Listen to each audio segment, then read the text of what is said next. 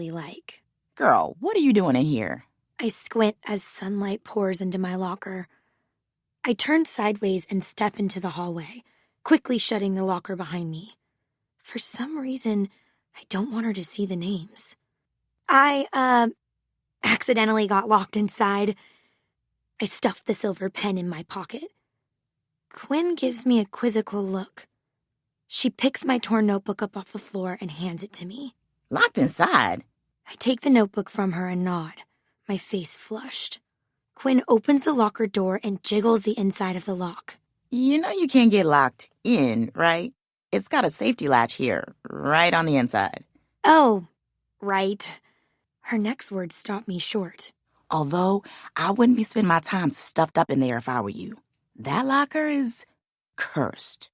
I give her a look. What do you mean? She smiles a mischievous smile and wiggles her eyebrows. My column in today's school paper. Read it. Last page. I stare at her, confused, but she just winks. See you in class, girl. She waves and walks off. I stand there, glued to my spot. My locker is cursed? What does that mean? Does she know about the glowing names? I open the locker door and peer inside again.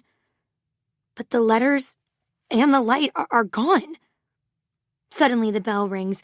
I'm late for my first class. I gather my things and shut my locker door. I walk backwards, still staring at my locker and wondering what Quinn meant. When all of a sudden, bam! I drop my books and spin around. Oh my God. I just walked smack into Jay Armstrong. My face flushes with embarrassment. I bend down to pick up my books, assuming he'll ignore me, just like he's done for the past 3 years. But when I look up, his eyes lock with mine, and he freezes. I stand up. He stares at me, his eyes wide. His face goes completely still.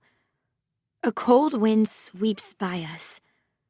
His mouth contorts strangely, and then... I think about that night in the pool house all the time.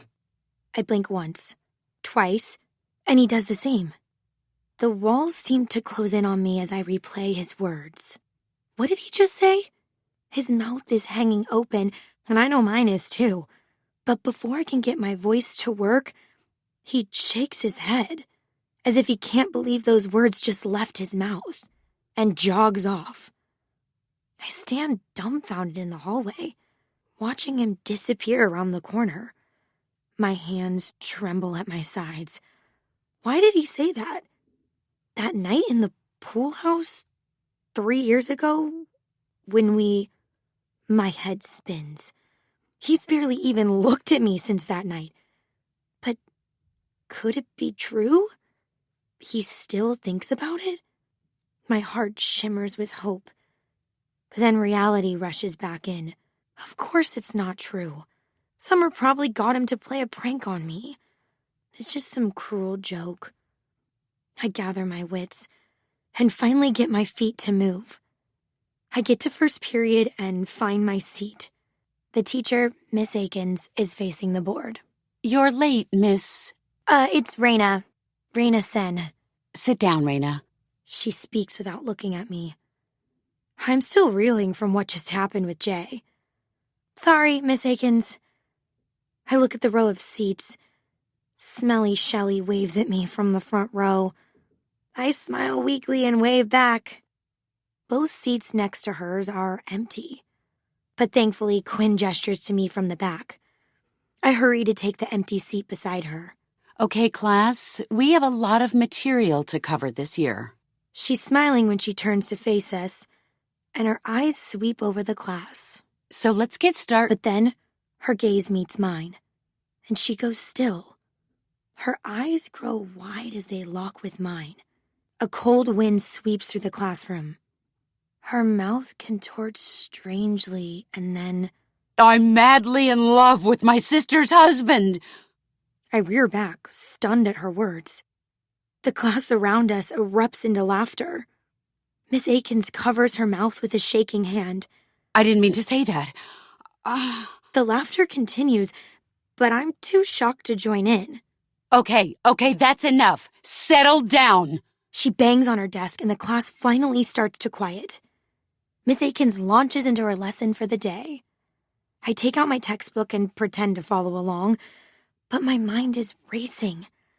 What just happened? Why did Miss Akins blurt out that secret in front of the entire class? Jay looked at me like that too, with wide eyes, just before he said what he said. Could these two incidents somehow be linked?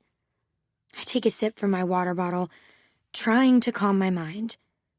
It's nothing, I tell myself. You're just being silly. I start to feel a bit better.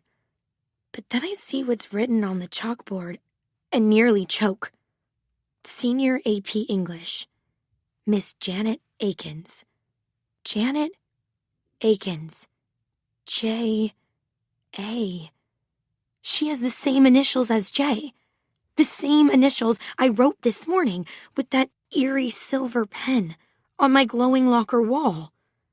Quinn's words come back to me. That locker is cursed. I shoot straight up out of my chair. Could this really be happening? Could the initials I wrote in the locker this morning be connected to the weird outburst? I place my palms flat on the desk in front of me. Holy crap. Quinn gives me a strange look. You all right, girl? I nod. But no, I'm not all right. I'm currently contemplating the impossible. Miss Akins' eyes swing my way. Is there something you need right now? Her cheeks are still bright red. I should say no.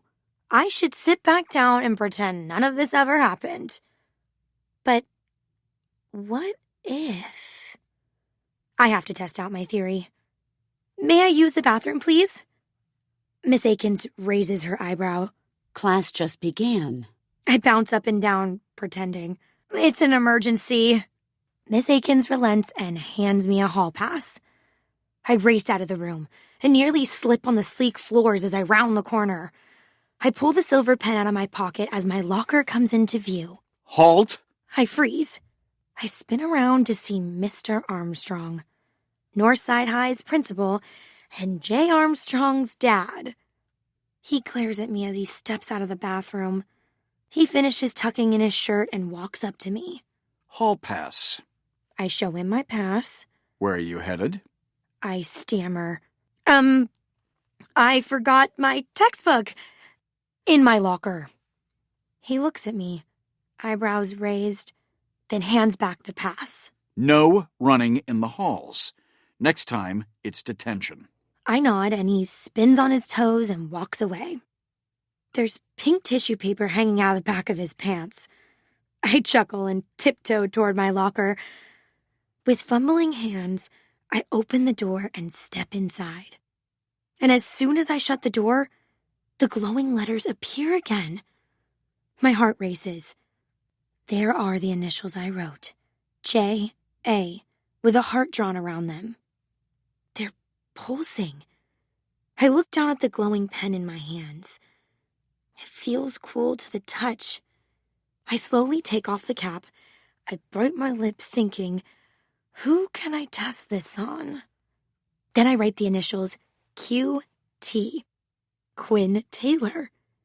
If this works, I'll explain everything to her later. I lift the safety latch and stumble out of the locker, barely remembering to close the door behind me. I run back to class and rush through the door. Red-faced and slightly out of breath, I look all around, but the class is silent.